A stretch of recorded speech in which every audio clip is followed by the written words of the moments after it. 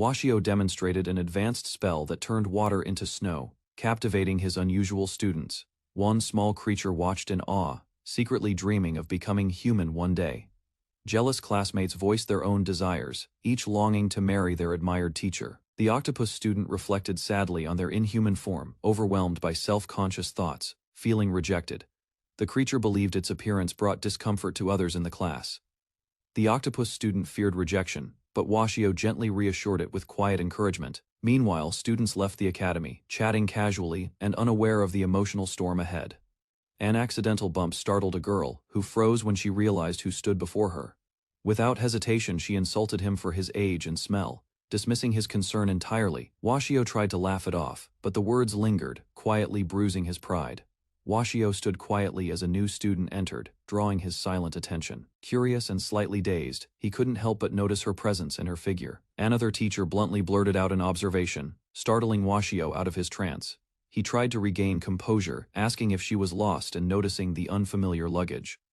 Without warning, the girl smiled warmly and embraced him, leaving him stunned and confused. Washio stood still, overwhelmed by the weight of silent stares and recent insults. A new student clung to his arm, drawing judgmental looks and cruel whispers from others. With a bright smile, she asked for directions, pressing close and catching him off guard. He explained where to go, but she kept holding on, causing more awkward tension. Opening her case, she searched for a map only to realize she'd left it behind. Panic set in as she realized the wrong suitcase had been brought to the academy. Washio gently placed a hand on her head, reminding her that rushing leads to mistakes. Smiling warmly, he reassured her that calm thinking could always fix what went wrong. She listened closely while he explained how to request a replacement from the academic office. With a light smile, she echoed his wisdom, determined not to repeat the same error. Washio recalled his past clerical job, reflecting on moments when he lost important data. His attempt to relate was met with confusion, prompting him to dismiss the story awkwardly. Without further comment, he turned away and walked back toward the teacher's office. Left behind, the girl watched him go, her expression quietly turning somber. She wondered if he had truly failed to understand her intention and feelings. The elf instructor handed Washio a stack of papers, asking him to handle corrections. Washio tried giving an excuse, but the sharp response left him cornered at his desk. Boasting of his achievements, the elf suggested that simple tasks suited Washio better. With a forced smile, Washio accepted the role, unsure whether he was being mocked. Left alone, he continued working, unaware of the harsh judgment spoken behind his back. Exhausted from the day, Washio wandered the quiet streets in search of food and rest. Passing by a lively tavern, he resisted the urge to join, reminded of his empty wallet. Eventually, he returned to the dormitory through a dim alley, weary and hungry. The housekeeper greeted him unexpectedly, startling him on the stairs. With warmth, she offered leftovers and gently teased his single life, leaving him speechless. Washio laughed off the idea of marriage, joking about his low status with the housekeeper. Once inside, his smile faded as silence welcomed him back to his cluttered room. He dropped his things and moved past the mess toward the table without hesitation. After a quiet meal, he collapsed on the bed, drained and lost in thought. Staring blankly, he muttered to himself, questioning if he'd ever find someone by his side. During a quiet shower, Washio reflected on his former life as an unremarkable office worker. He recalled how a simple moment reading quotes on the train led to his sudden teleportation in the new world. He became a hero, fighting through ruins and rescuing survivors. His journey eventually brought him to a strange lab, where sinister experiments were conducted. Faced with a massive spider in a glass chamber, he froze, overwhelmed by terror and disbelief. Washio woke from a nightmare, screaming and gripped by a panic he couldn't explain. Gasping for breath, he sat frozen, haunted by memories that wouldn't fade. He reflected on his fall from a once-hailed hero to an ordinary teacher with unmet expectations. His thoughts spiraled deeper, lamenting a life that failed to reach even simple dreams. As students chattered nearby, he sat quietly with a cigarette, masking regret behind drifting smoke. After reflecting quietly under the night sky, Washio smiled faintly and decided to rest. The next morning, he returned to the academy, greeted by familiar jabs and messy classrooms. Colleagues teased him again about his appearance, prompting him to check for any foul odor. Mid-discussion, he was informed about a new arrival, a monster girl transferring to the school. Confused by the news, Washio admitted ignorance, only to be met with sarcastic resignation from the elf teacher. Monster girls were introduced as beautiful, powerful beings with physical and intellectual superiority over elves. Despite their mystery, They were once monsters, and their transformation into human-like forms remained unexplained. Limnoa reminded Washio that, as a biology teacher, such knowledge should be basic for him. Government officials praised the monster girls for their elite talents, hinting at their future importance. A formal introduction followed, presenting the new transfer student as a prestigious addition to the academy. Claudia cheerfully introduced herself as a member of the Kraken species, capturing everyone's attention instantly. Shock rippled through the room as students whispered about her appearance and revealed identity. Though given time to choose a mentor, Claudia boldly declared she had already decided. She approached someone with familiarity, causing confusion and surprise among those watching. With a playful smile, she wrapped a tentacle around Washio, revealing she had known him all along though he remained clueless. Washio stared in disbelief, connecting the cheerful girl to a familiar octopus from his class. Memories of a battlefield and an injured creature rushed back as he recalled that moment. He had once offered his hand, saving a life without knowing its future. Now, that same creature stood before him reborn as a joyful monster girl. Hearing the morning bell, Washio sprinted through town, desperately trying not to be late again. Inside the classroom, surprised students greeted him. He arrived just in time, panting and relieved. On the way, he spotted Claudia. Without hesitation, he offered her a ride to school. Together they soared through the sky, wind rushing past. As he clung to her confidently back in class, he smiled. The once lost creature he'd rescued had become his eager student. Recognition dawned as Washio realized the student before him was the same girl he once saved. Whispers rose among faculty, questioning the fairness of a familiar connection between teacher and student. Despite protests, the director approved the assignment, leaving others uneasy but unable to object further. A higher, ranked instructor tried to intervene, claiming superiority, attempting to discredit Washio's suitability for the role. Claudia stood firm beside her teacher, rejecting status-based judgments and defending Washio with unwavering loyalty. Washio realized his awkward stance may have upset another teacher, leaving him slightly uneasy, trying to shift focus. He opened a folder while brushing off concern from Claudia. Claudia beamed with joy, expressing how enjoyable class had been since she transferred. Washio reviewed the form regarding her future, touched by her preference for his subject. He acknowledged her potential, noting her status would easily secure a high-ranking position someday.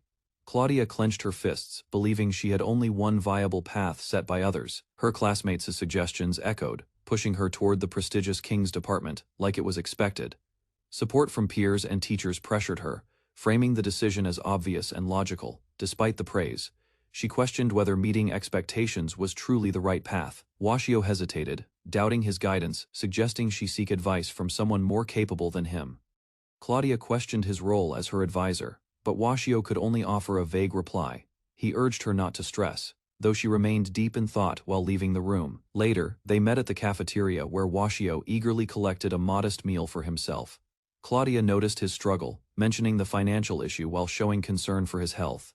Without hesitation, she submitted her completed form, surprising Washio with her confident decision. An enraged teacher tore the form, rejecting the idea of a monster girl becoming one.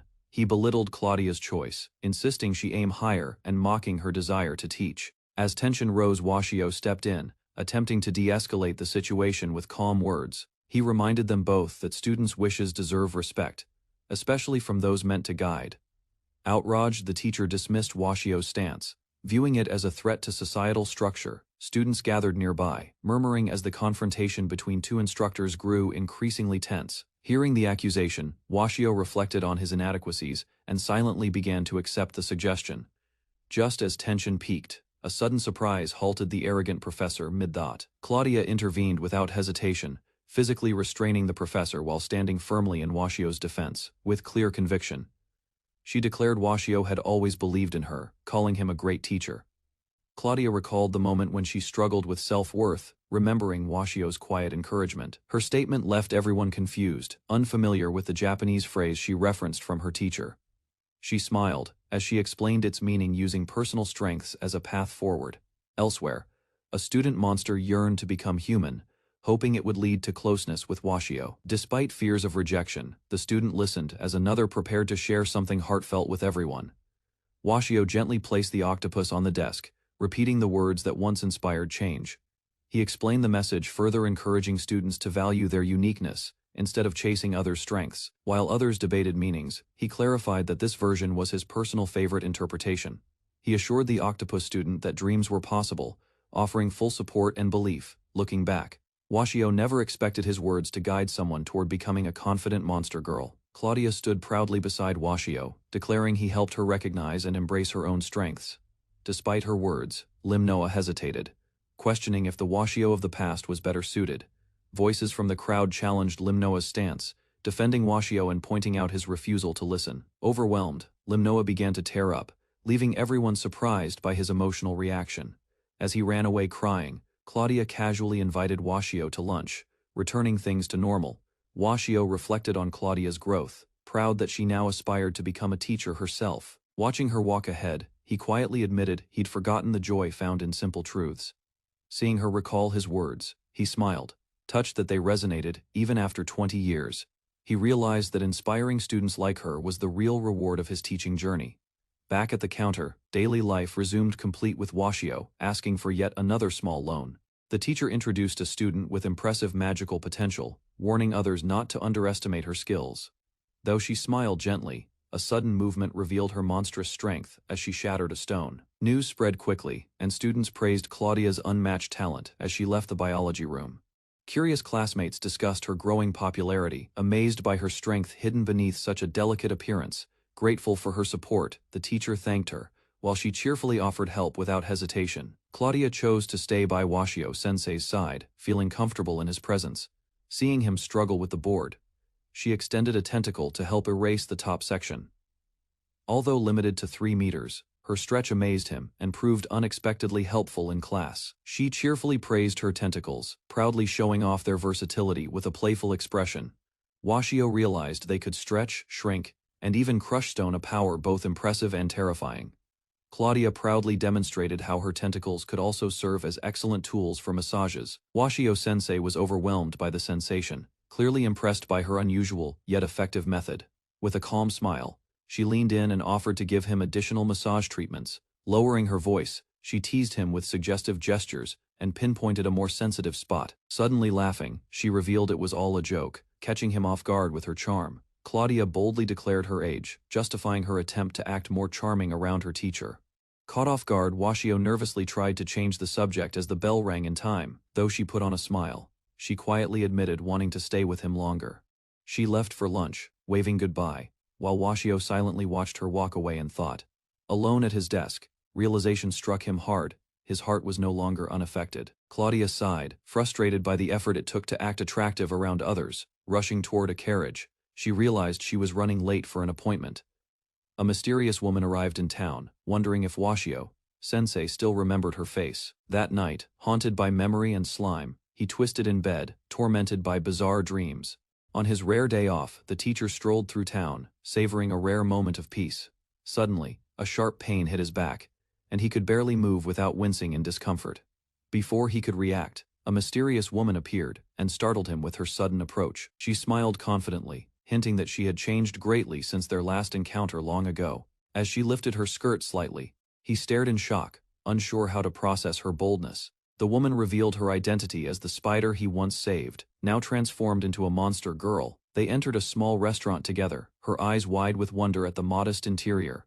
While admiring the ruined chandelier, she casually pointed out its poor condition without hesitation. A staff member scolded her for sitting on his seat, causing a scene in front of others. Despite the tension, he chose to prepare something special for her as a gesture of thanks. She savored the meal with delight, her cheeks full and eyes closed in satisfaction. While enjoying the dish, she unintentionally criticized the food, sparking concern from her flustered companion. With confidence, she introduced herself as Arya, no longer the timid little spider he once knew. He reminisced about the shy creature that once clung to classroom corners, now grown and radiant. Her transformation was shaped by his kind words, which had given her strength during dark times. She brought up his teaching, curious about the kind of magic he shared with his students. With a calm voice, she revealed her new path, now working as a biology teacher. He gave a quiet smile, acknowledging how much had changed since their earlier days. Their conversation turned to the tiny octopus she once knew, now also transformed and renamed Claudia. Though their bond remained close, he silently admitted their student-teacher relationship felt awkward and complicated now. Without hesitation, she raised her mug and demanded the priciest dishes, shocking everyone around her. After the meal, they stepped outside. She offered to pay, but he politely declined with a joke. A carriage appeared before them, and she declined his offer to escort her, already well prepared. As the night breeze blew, she embraced him gently and expressed hope to meet again soon. Smiling softly against his chest, she admitted how happy she felt just spending time with him. As they exchanged final smiles, the night ended with a quiet farewell between them. Inside the carriage, she sat silently, her hat placed beside her, and legs twitching nervously. Looking at her hands, she smiled with pride, having finally embraced him as she dreamed. Her joy dimmed as she recalled his words about Claudia, which struck her unexpectedly. She glanced at the unopened gift, wondering if returning now would let her catch him. Claudia enthusiastically returned to find her teacher, hoping to spend more time together after class. Instead, she heard he had already left with a mysterious and beautiful black-haired woman. She walked along the quiet street, hoping to find Washio-sensei before the day ended. While wondering whether to deliver the gift tomorrow, cries of alarm echoed through the air, flames engulfed the church, chaos spread fast. She froze as desperate calls for help rang out, smoke thickened. Children ran in panic. Bystanders tried containing the blaze, but the fire raged on, screams filled the square. A nun pleaded to rescue a trapped child still inside the burning church. Panic spread as someone cried out about a child still trapped inside the burning church. Without hesitation, she stepped forward and offered her help, calming the worried nun with confidence.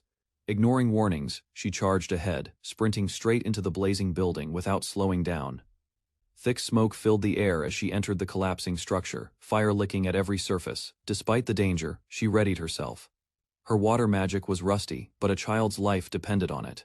She stepped deeper into the blazing ruins, calling out through the smoke for the missing child. A faint cough caught her attention. She rushed forward, eyes scanning the haze for any movement. Collapsed beneath fallen beams, the child gasped for air, barely conscious and unable to move. She lifted him onto her back, whispered reassurance, then sprinted toward the exit without hesitation. Pausing outside, she readied her lightning magic. If needed, she'd obliterate everything blocking their way. She hesitated, realizing her lightning magic might harm the unconscious child clinging to her back. While considering alternatives, a new presence entered, an ominous figure prepared to cast powerful magic. A massive summoned beast formed behind the man, pulsing with thunder and overwhelming magical force. Recognizing him, she watched in awe as his spell effortlessly parted debris with precision and control. Once the kingdom's strongest magician, he now stood as a teacher still capable, yet feeling his age. Inside the flooded ruins, broken beams drift while fish glide silently through the submerged church. From outside, villagers gathered in disbelief, staring at the structure encased in an enormous dome of water. A curious girl chased a swimming fish, slipping past the crowd and nearing the watery barrier. She reached out, but another woman quickly stepped through the barrier, cradling an unconscious child.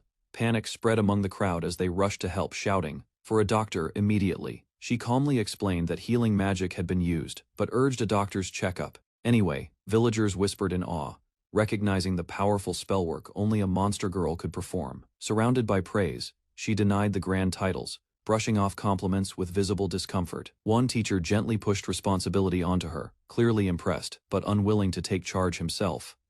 Crowds gathered again, cheering around her, while she stood overwhelmed by the sudden attention, curious about the swimming creatures. The girl asked if the magical fish were real too. Joyfully, she played with them, completely captivated by their graceful movement around her arms. As she spoke, the girl explained how a stranger's magic had lifted her sadness. That kindness remained in her heart, inspiring a deep admiration for the joy magic brings. Elsewhere, the dark-haired woman silently called upon something, or someone hidden, readying for what's to come. With awkward gratitude, the teacher accepted the flower crown from the spider-like creature once again. When asked why he taught magic, the response came simply: he wanted to help their future. The teacher smiled, explaining a phrase he cherished: the secret to living is giving. Whether offering knowledge or kindness, he believed giving created happiness for both the giver and receiver. Touched, the spider listened quietly, as he declared this purpose would define their life's meaning. Encouraged by his words, they decided to share the flowers with others around them. As Washio walked away, his quiet generosity left a lasting impression on those he'd helped. At school, students chatted about the fire, crediting a new monster girl named Arya. Rumors spread quickly, but one girl already suspected the truth behind the event. She confronted Arya, confident that Washio had been the one who controlled the water. Students spoke excitedly, wishing they'd witnessed Washio Sensei's magic firsthand during the town incident. Arya noted that even the muscular man had changed, and the number of fish had grown. Washio approached, catching their conversation, and asked if they were reminiscing about past events. With sincerity, she thanked him once again, offering a gift in appreciation for his past help. Smiling, she echoed his words, giving was living, and now it was her turn to give back. He received the gift, opened it carefully, and allowed her to fasten the tie around his collar. Pleased with how it looked, she admired the result, while others reacted with embarrassment below. The gathering crowd commented on the scene, amused by the teacher's unexpected affection. A student expressed her desire to join the Magic Guard, impressing the faculty with her talent. Touched by her determination, the teacher offered full support, despite feeling awkward about the sudden hug later. He reflected on how both Claudia and Arya were striving to shape their futures. Elsewhere, confident instructors began boasting about their star students, already gearing up for the upcoming competition. Meanwhile, Limnoa's elite group stood poised, undefeated for years and favored to dominate once again. Teachers grew more invested in the student competitions, but Washio chose to stay uninvolved.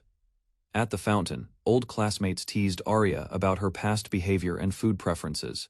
While one girl dreamed of teaching, the other admired peaceful coexistence between humans and monsters. Surrounded by laughter, they enjoyed the moment as curiosity bloomed among nearby students.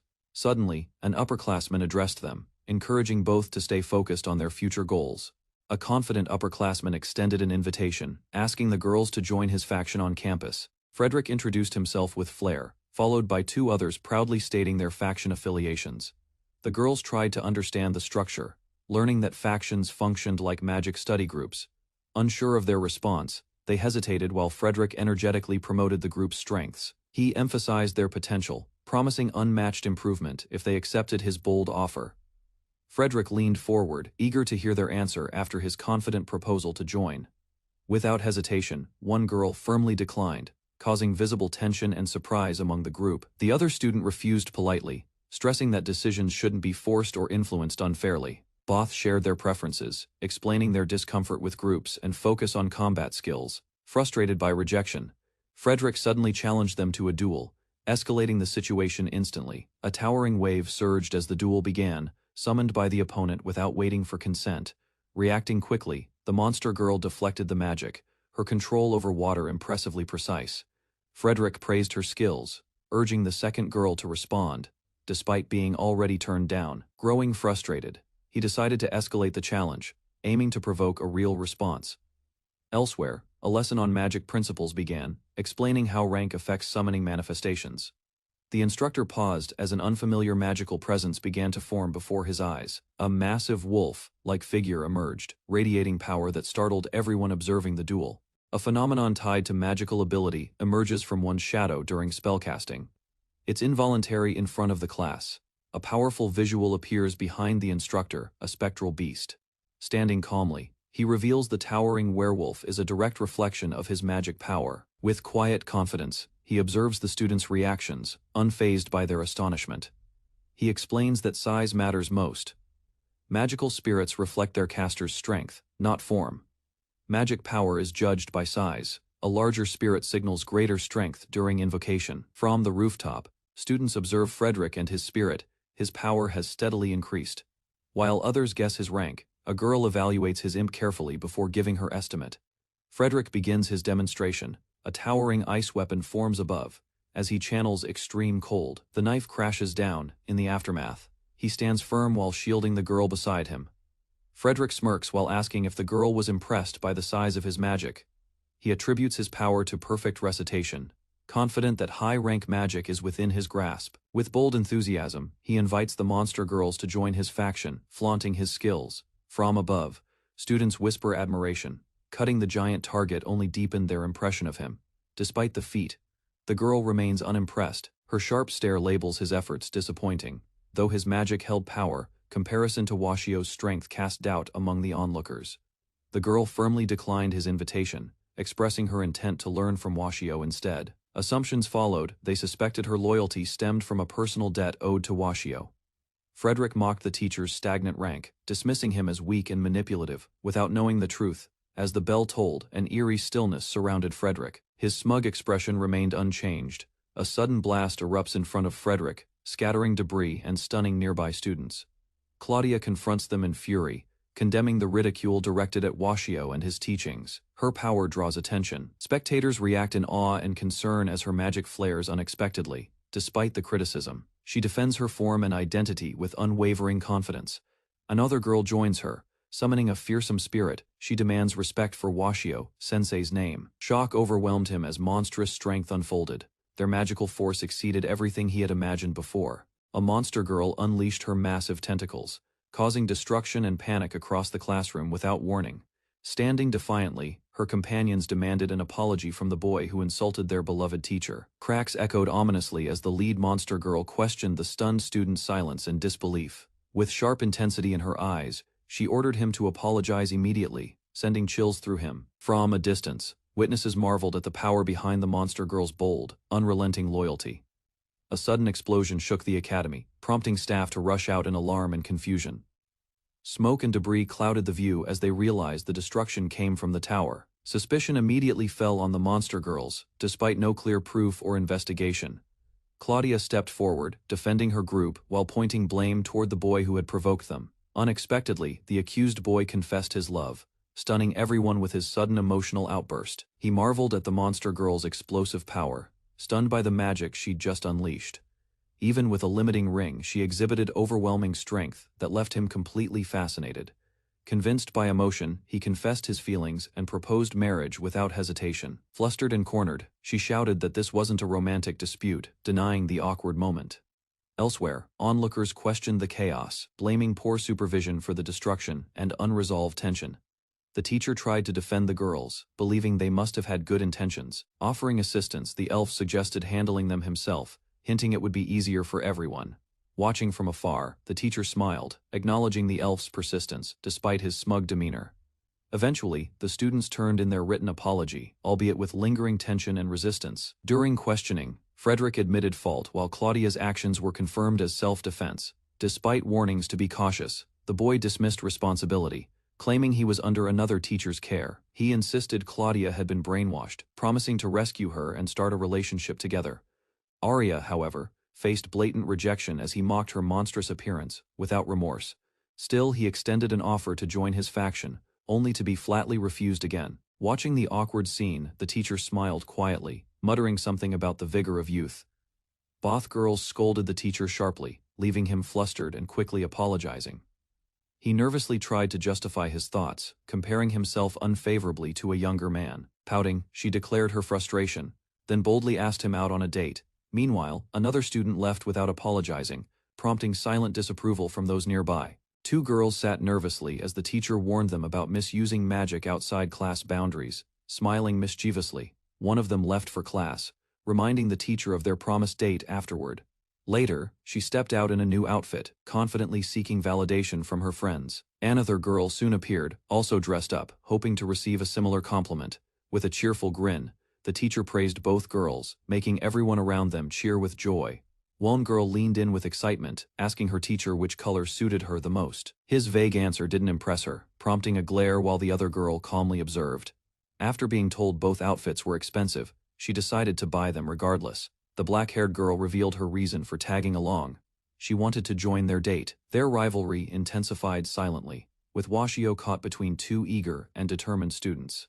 Some girls nearby whispered doubts about Washio's capabilities, labeling him a weak-level E-teacher. Unfazed, the group wandered into town together, casually planning to grab crepes and enjoy sweets. While one girl teased him with dessert, another sat silently, annoyed by the bold move. Embarrassed by the scene, Washio drew attention from a drunken local who made things worse. The awkward encounter ended with misunderstandings, as onlookers wrongly assumed a scandalous relationship was forming. The girls teased Washio about his low teaching rank, urging him to seek a promotion. Their expressions soured upon learning that he shared the same rank as the elegant Ramona. Rather than feel offended, Washio smiled and admitted he preferred a quiet life without pressure. Even older townsfolk criticized his attitude, while students quietly acknowledged how overlooked he truly was. Motivated by the situation, the girls hinted at a plan to prove his true value. The girls quickly dismissed Washio, claiming they needed privacy for an important conversation between themselves. As they talked secretly, others again pushed the idea that Washio should chase a promotion. Moments later, both girls abruptly canceled their plans, claiming urgent matters required their attention. Now alone, Washio reluctantly agreed to drinks with an older man seeking someone to talk to. Evening came quietly, and Washio sat in solitude, eating under the night sky in silence. While eating quietly, Washio noticed both Claudia and Arya were missing from the usual group. Arya suddenly appeared, requesting his signature with an oddly formal document in hand. He soon discovered it was for founding the Washio faction, leaving him visibly alarmed. Arya stood confidently, announcing the existence of the Washio faction. Meanwhile, Washio slammed his head on the table, overwhelmed by yet another complication. A fellow teacher dismissed the idea outright, claiming it was impossible due to E-rank limitations. She confidently presented her argument. The faction used a unique magic system, had recruited 3 students, and secured a D-rank supervisor, Washio himself. Washio stared blankly at the paperwork. 2 decades had passed without any promotions, yet now he was suddenly elevated to D rank. The truth came out. Arya had threatened to leave the school if the faction wasn't approved. Pressured by her ultimatum, the director reluctantly allowed it. Arya eagerly pushed the form toward Washio, asking for his signature. Defeated. He reluctantly agreed and sighed, pen in hand. Before signing, he paused. A gentle smile crossed his face as he questioned whether starting a new faction was really the right path. He encouraged her to consider alternatives. Joining an existing faction could still help her grow. More interactions with students might deepen her understanding of magic far better than isolation. Washio suggested she accept Frederick's repeated invitations. The Rimnoa faction offered opportunity and support she hadn't yet explored. Acknowledging Arya's aversion to Rimnoa-sensei, he reassured her. Although proud, the man was a brilliant and capable teacher. Tears welled up in Arya's eyes as she stared at Washio, determination overtaking her hesitation. He watched in shock, unable to respond to the sudden shift in her expression. Hands trembling, she declared his true worth rather than protest, his unfair E-rank. He bore it quietly. Her voice wavered as she admitted her frustration. Seeing his talents unrecognized, while others dismissed him, angered her deeply. Washio attempted to apologize, but she cut him off. Her demand was simple: sign the document and stop apologizing. His eyes fell half-lidded, gaze distant. Flashbacks of a ruined place and dead beasts returned. Memories that dulled his will to resist. Washio stood stunned. Mid-thought, as a lively student rushed toward him, holding a letter aloft. With a cheerful tone, she explained she'd found it at his desk and emphasized its urgency. The message inside was blunt. His landlord, preparing to retire, had passed control to his son, who promptly decided to evict him. A wave of dread washed over him. Thoughts spiraled. Losing his home just before turning 50 felt cruel and inescapable. He lowered the letter, hands shaking, and tried to process the news. Across from him, a voice called his name, breaking the silence. Arya's words cut through Washio's uncertainty. She didn't care about his reasons. What mattered was that they wanted to learn from him.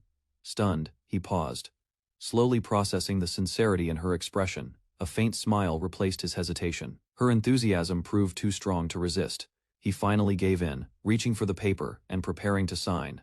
As he scribbled his name, he rationalized the decision. Supervising the faction would require little effort and came with benefits, housing, and a pay raise. Even so, the weight of past failures and haunting memories clung to him, surrounded by shadows of his regrets. He sat alone at the desk, silently committing to a new beginning. With a deep breath, Washio pressed his pen to the form, finally writing his signature. Everyone rushed to check, but confusion erupted. He had accidentally written Watsuo instead of Washio. The others questioned whether it was a mistake or intentional. Outside, the day carried on quietly. At a distant location, a tower stood crumbling beside an occupied building. Inside that dark facility, a dormant girl remained, powered by a magical system. Her energy source was nearly depleted, with only 5% remaining. Inside the director's office, Washio and her group requested permission to establish a new faction. Despite their organized proposal, the director refused immediately. His calm yet firm denial caught everyone off guard.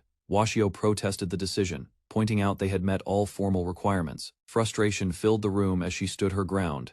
A quiet girl revealed the reason the raising ring already existed. This revelation stunned Washio. To explain further, the group learned of the magical research group's structure. Each faction studied magic differently: vocal summoning, ritual incense, and simulated summoning with rings.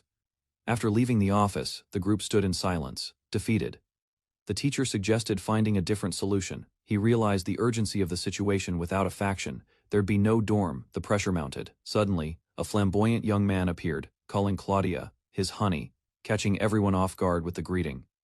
Claudia, visibly uncomfortable, asked him to stop using pet names. But the boy continued his flattery confidently. The teacher observed their exchange and remarked on their closeness. Claudia quickly denied it, clearly flustered by the comment.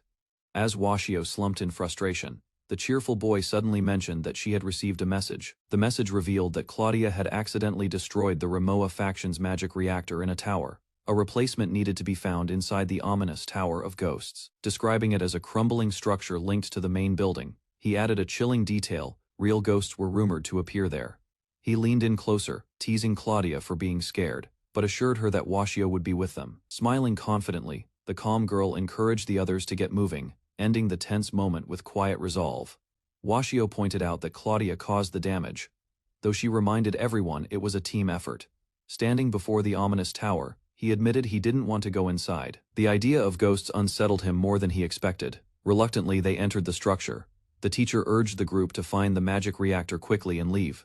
Meanwhile, Frederick reported to his superior, confirming that he had guided the teacher and Claudia as instructed. Pleased by the update, the elf praised Frederick's work.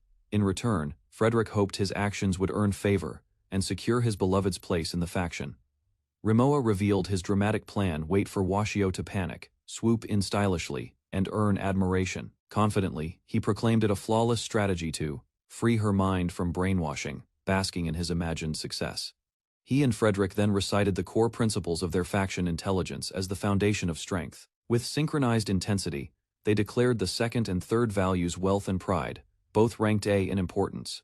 Frederick expressed hope that his honey would also adopt these ideals. Meanwhile, Rimowa eagerly anticipated meeting the monster girls. Rimowa smirked, believing control was within reach. Meanwhile, the trio stepped into the chamber, ready for what awaited. Inside the ruined tower, Claudia leaned forward, overwhelmed by emotion. Washio, sensei, startled, urged her to calm down. Though he tried to stay composed, his focus wavered as something unexpectedly soft brushed against his face. She clung to him tightly, her guard completely dropped. Taken aback, Washio questioned the situation he'd landed in. Only moments later, they regrouped with the others. The goal was clear: retrieve the magic reactor hidden within the ghost-infested tower. Despite her earlier boldness, fear crept into Claudia's eyes. As the others entered the dark corridor, she hesitated and stepped back. A cold breeze swept through the hallway as the old door creaked open on its own. Everyone froze. Without warning, a shadowy figure lunged forward. Washio instinctively grabbed Claudia and sprinted through the archway. Footsteps echoed behind them. As they fled deeper, a trapdoor opened beneath their feet without notice. Falling rapidly, they managed to glance at each other mid-air. Stunned and disoriented by the sudden drop, claws shot from the wall, threatening to pierce them. Their teammate acted quickly, deploying her weapon to slow the fall. Reaching for the others, she kept a calm expression while anchoring them safely. After tumbling into the trap room, the group scrambled to their feet.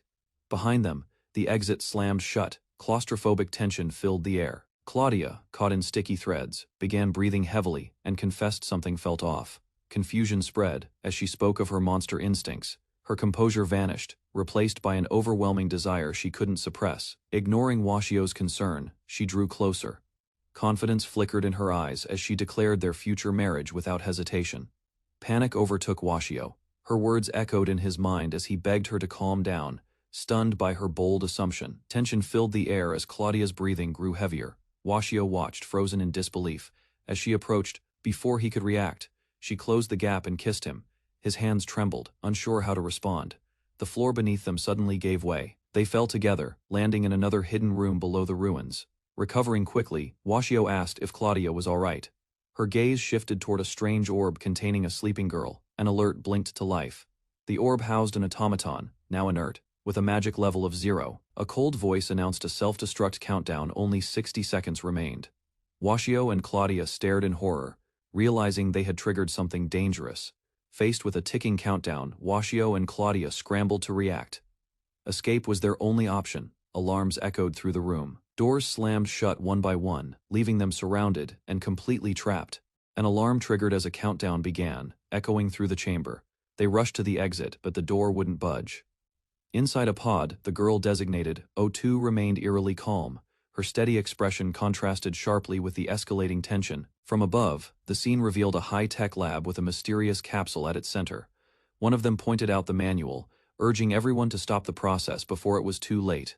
Rummaging through a dusty drawer, they uncovered an old tome. Flipping it open, They found pages filled with arcane symbols and diagrams. Uncertainty filled the air, while one struggled to understand the content. Another began to grasp its meaning. With the countdown still ticking, the man approached the capsule. Each step felt heavier under the pressure of time, but hesitation wasn't an option. A sudden vision overtook him. Dark energy crackled as a monstrous figure emerged. Electricity surged around the lab as the girl observed nervously. The spell succeeded, halting the automaton's descent into destruction. Laughter returned after the tension faded. She praised him for his heroism, still calling him by his old title. Pointing at the book, she questioned its true nature. He proudly acknowledged her as a student, before silently questioning the wisdom of allowing this all to unfold in the first place.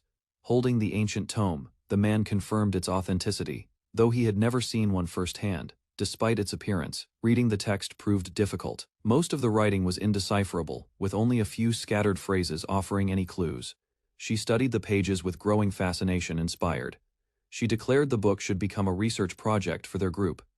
Surprised by her sudden enthusiasm, he questioned her meaning. She clarified with confidence the magic book was their new priority. Without warning, the girl from the pod began to move. Her body stirred gently, and her eyes slowly opened. The girl inside the pod finally spoke, surprising them both. Her voice was calm, yet filled with purpose. Awakened, after a long slumber, she apologized for the delay. A message written on an old page confirmed her thoughts. It was indeed her master's handwriting. As she read, memories of time spent with her creator surfaced. Warm moments of discovery and shared ambition. Understanding that her creator had passed, she reflected with quiet acceptance.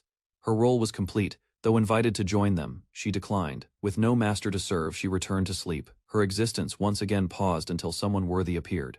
The two stood before the sleeping girl, her pod sealed once again. He admitted defeat, unwilling to take on the role she sought. Turning away, he insisted he was nothing more than a biology teacher, despite his magical ability. She protested, but he wouldn't budge. Silence fell as his steps echoed across the lab. She watched him, unsure what he truly felt. Inside the capsule, her mission remained. He quietly recalled her final request to continue the research together. Inside the dim facility, the teacher walked ahead with silent determination. A student followed close behind, her voice trembling with concern. The man's name echoed through the hall. Washio, Sensei.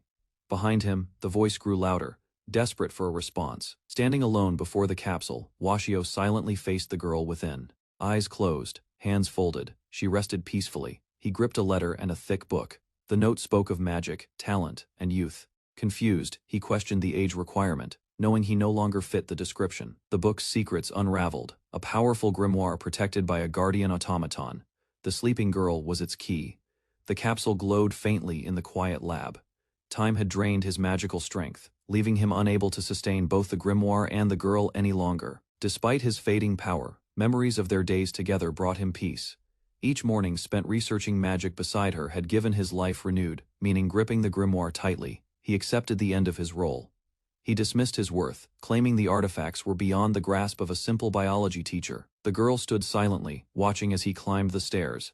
Uncertainty filled her eyes. Though hesitant, she followed him step by step, carrying the unspoken burden of what lay ahead. The automaton's serene face remained unchanged, while the girl beside her hesitated, glancing up toward Washio's back. She couldn't bear the thought of the girl falling back into endless sleep. With both hands clasped tightly, she pleaded again. Her words were firm yet sincere. She asked him not only to help the girl, though unsure of his place. Washio listened. She didn't understand the burdens he carried, but reminded him of the man she had always known, the dependable teacher who reached out to those in need. Frustration swelled within him. He blamed himself for needing a student's push to act. With a reluctant smile, Washio accepted the role. Though unsure if it suited a teacher, he acknowledged the responsibility. Looking away, he admitted his flaws. The past had shaped him, yet one day, he promised, he would reveal everything to her.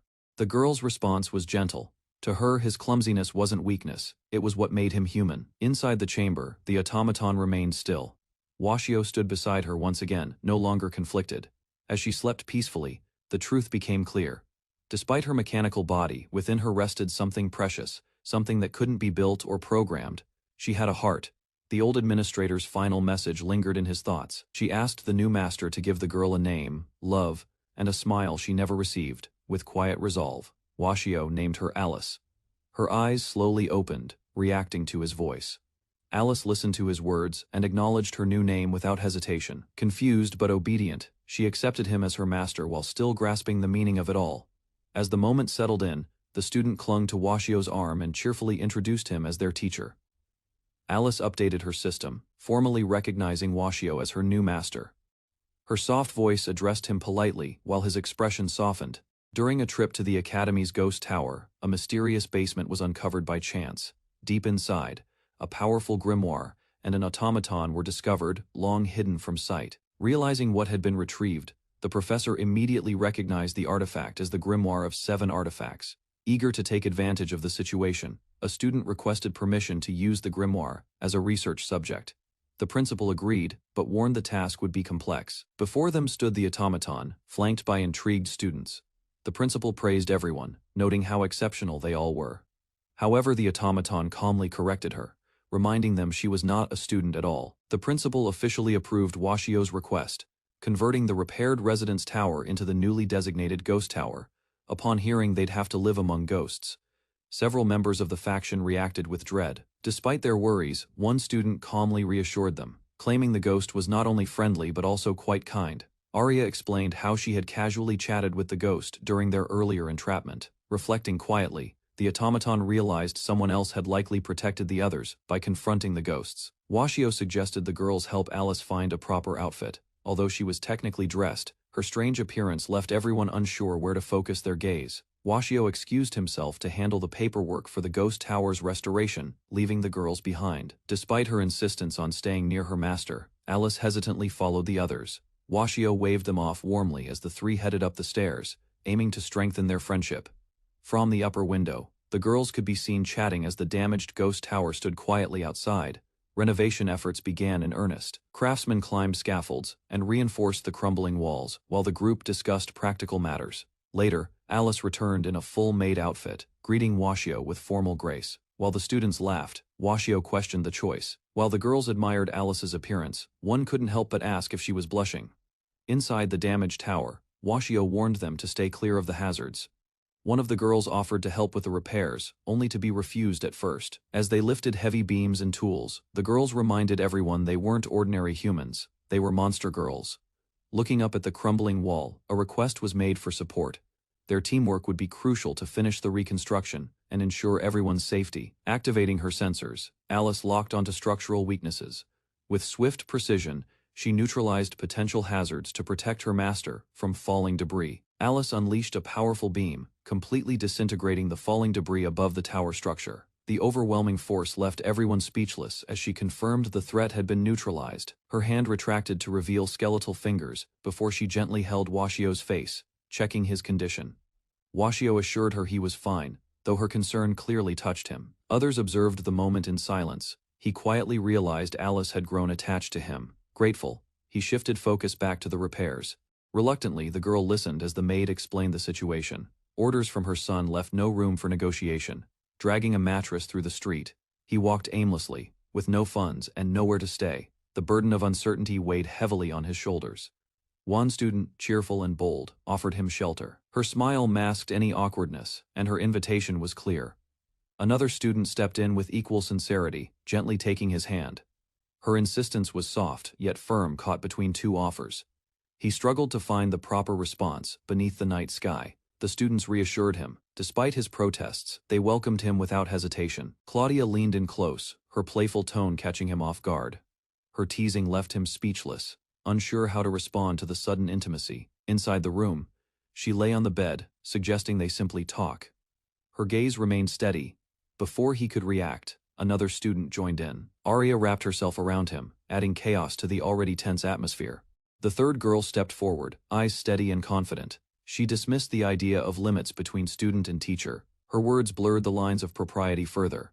Just as the situation threatened to spiral further, another voice cut in. The quiet girl from earlier stepped forward, determined to defend his pride. The teacher raised his voice and declared his popularity. A tall elf girl appeared at the doorway, gaze sharp and expression cold. Without hesitation, she rejected his plea.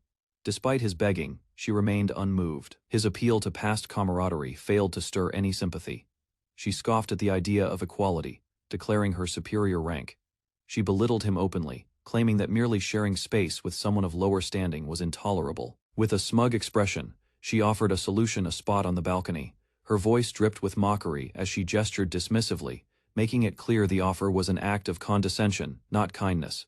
He attempted to carry the bed onto the balcony, but it clearly wouldn't fit. The girl stepped in, pointing out the obvious size issue, halting his plan mid-motion. The elf, unfazed, confirmed his intent to use the balcony. One student erupted in protest, calling the situation completely unacceptable, while another urged the teacher to walk away from the absurdity. Faced with no viable options, the students resumed their invitations. Just as tension rose again, the quiet girl raised her hand. Her simple gesture caught everyone's attention. In the end, he found himself back where he should have started. The strange tower room welcomed him without fuss. Washio closed the book gently and offered a warm smile as he wished Alice good night. Across the room, Alice remained still in her capsule, her eyes quietly observing his retreat to sleep. Darkness surrounded the bed as Washio drifted off, but his rest brought forth chaotic memories. A ghostly figure approached him, silent yet overwhelming. His hand instinctively reached out, but the moment erupted into a blinding explosion. On a pile of defeated monsters, a lone figure stood tall, cloaked in menace. Washio's eyes widened as the memory sharpened in clarity. Still shaken, Washio stirred in bed, sensing something pressed against him. His eyes opened slowly in confusion. Realizing Alice had left her capsule and climbed into his bed, he shouted in surprise. Her calm voice asked if she'd disturbed him. She explained her intent was to comfort him, thinking he was trapped in a nightmare. Though grateful, he asked her to release him.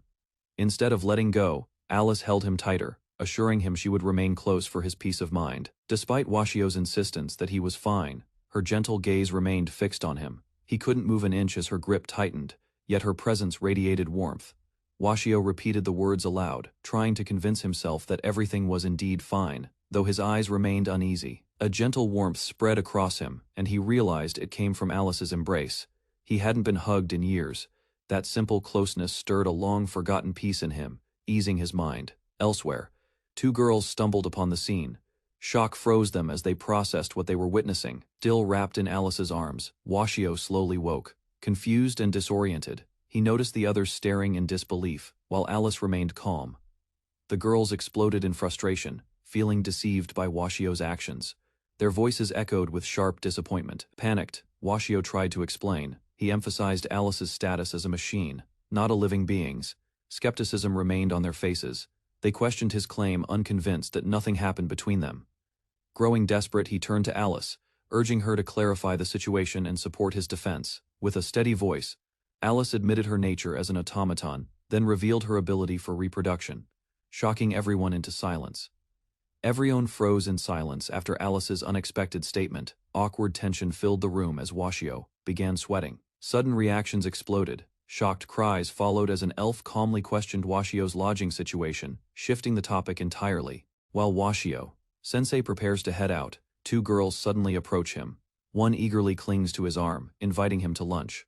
Other students take notice of the scene. Observing from afar, they whisper in amazement at how close the girls are to their teacher. In the classroom, Arya sits quietly, her thoughts drifting. She watches Washio interact with Claudia and Alice, wondering why he never looks her way. Her focus in class fades as emotions cloud her mind. Desperately, she questions how she might win his heart. A sudden realization strikes. She studies the others, comparing herself to them. Doubt begins to form. Arya gathers her courage. After days of hesitation, she finally decides to take action. Determination fills her as she clutches her uniform and stands up. Meanwhile, Washio sits alone at his desk, completely absorbed in a confusing spellbook. He flips through pages without success. None of the symbols make sense to him, and exhaustion sets in. A faint sound interrupts his thoughts. The door creaks open, and Arya quietly enters. A subtle smile forms on her lips as she sees him resting at the desk, with confidence she didn't have before. Arya steps forward. Her transformed appearance catches Washio completely off guard. Arya leans in with a bold smile, asking what Washio-sensei is doing. Her confidence and tone seem completely different from usual. Washio freezes, unsure how to respond. Sweat runs down his face as he tries to grasp what's happening. He cautiously asks if she's feeling all right, or if she consumed something odd. Arya responds smoothly, denying anything unusual. She switches topics, questioning his progress on the spellbook. Washio stammers, surprised by her sudden interest and assertiveness. Observing her closely, he notes several changes. Her tone is unusually direct, her uniform disheveled, and her expression smug. Nothing about her feels normal. Arya approaches with a teasing smile, remarking how warm the classroom feels. Her tone remains playful, while Washio watches cautiously, unsure how to react. His confusion deepens. He notices her rolled up sleeves and loosened attire, yet she still complains about the heat. Arya grows concerned. Her attempt to copy Claudia's boldness doesn't produce the reaction she expected. Suddenly, she leans in closer. A new idea flashes in her mind. Perhaps a more direct approach will work. Washio finds himself resting against her. Arya softly encourages him to take a break. She offers her chest as a pillow, thinking it'll help. Arya steels herself once again. This time, she decides to mimic Alice's behavior. Washio looks up just as the spellbook emits a strange light. Both he and Arya stare at the pages in disbelief as magical energy surges upward. At that moment, Claudia and Alice arrive with more books. They call out to Washio, unaware of the strange development occurring inside the room. Confused by the empty space, Claudia thinks he's missing. Alice, however, calmly points out that he hasn't gone anywhere, something else is happening. The reality sets in. Washio is now trapped inside the spellbook, facing a mysterious test. Two girls stood outside the room, concerned inside. The master and Arya had vanished into a glowing magic book. The pages shimmered unnaturally, revealing their trapped figures transported into a strange realm. He and Arya were surrounded by swirling symbols and radiant energy. The voice continued, stating the trial would determine their worthiness to master the 4 stellar spells. Suddenly, the light intensified. A warning echoed in the void. Failure would result in death. His eyes opened slowly. The fog hung thick in the air, and Arya remained unconscious beside him. Arya slowly sat up as he asked if she was all right. She nodded, still disoriented. Around them, a circular stone platform stretched into thick, unnatural fog. They couldn't tell where it led, but there was no time to waste. While trying to stay focused, he grew anxious about missing an important magical presentation back at the faction meeting. From within the haze, Arya spotted a moving silhouette. A figure approached slowly, its form unclear. As the shape grew closer, it revealed itself not one, but several strange humanoids. With tension rising, he stepped in front of Arya. The creatures advanced with intent to harm. Survival now depended on fighting back. Enemies surrounded them from both sides. He struggled to keep up, his thoughts scattered by the pressure. Arya stayed close, watching him silently. Lightning surged from Arya's hand, striking down the approaching figures with precision. The battlefield cleared. Arya stood tall beside him. He took a step back and left the fight to her. Magic flared again. She directed every attack with accuracy. He remained behind her, quietly observing her capability. They walked forward once more. Arya glanced ahead and paused. A thought settled in her mind. Something had finally become clear. Inside the surreal trial world, she compared their situation to Adam and Eve. No one else existed, just her and Washio. Sensei victory seemed close. The conditions displayed before her showed progress. They were alone, affection was implied. But the last requirement remained unfulfilled. As their hands brushed by chance, her heart jumped. Uncertainty filled her mind, yet excitement pushed her forward. Arya decided to close the gap between them. Feigning exhaustion, she reached out toward him with a playful expression. Her bold gesture left him speechless as she asked to be carried. He paused and questioned her behavior. Concerned, he gently asked if something was wrong. His words made her hesitate, unsure how to respond to his sincerity. Arya hesitated, revealing her true feelings. She wanted to be seen as more than just a student. While lost in thought, a looming shadow approached from behind. Danger crept closer, unnoticed by her. Arya stood frozen, her voice trembling as she revealed her true intentions. A shadow loomed above, a monstrous figure silently watching her confession unfold. Suddenly, the monster's weapon struck down, narrowly missing her. The teacher lunged forward, grabbing her in time to pull her from danger. Held in his arms, Arya glanced downward, unsure if the impact had left her injured. Confusion lingered on her face as he checked for wounds. Before she could answer, the monster reared back, preparing another devastating attack. Dodging the crushing blow by inches, he rolled across the ground, keeping Arya protected behind him. After the chaos settled, he gently apologized, checking if she was unharmed from their rough escape. Lying beneath him, Arya remained still, her eyes wide with emotion. A brief silence followed, as realization dawned on him. His heartbeat quickened when she whispered softly. Her fingers brushed against his chest, breaking the tension between them. Arya clutched his shirt, overwhelmed by the pounding in her chest. Her breath grew shallow as emotion swelled. She leaned closer, teasing him with a knowing smile. Confused and nervous, he froze, unsure how to respond. He let out a nervous chuckle, brushing off her sudden change with a light-hearted comment. Turning serious, he pointed toward the looming figure, reminding her they still faced a very real threat. Arya, still holding on, challenged his view. Her question pierced through the moment, demanding something deeper. Softly, she pleaded for an answer, her expression filled with vulnerability he hadn't seen before. But the monster's shadow grew larger. He pulled her close, frustration mounting. Timing couldn't have been worse. He watched her quietly as she cast a protective barrier. Despite her strength, she still doubted herself. In his eyes, Arya was elegant, kind, and the most gifted magic user in his class. That truth had never changed. With a steady voice, he reminded her that every girl had their own unique charm, Claudia, Alice, and Arya included. No comparison was needed. He shared a simple analogy: flowers bloom in many forms. Roses, sunflowers, peonies, all different, yet all beautiful. So were people.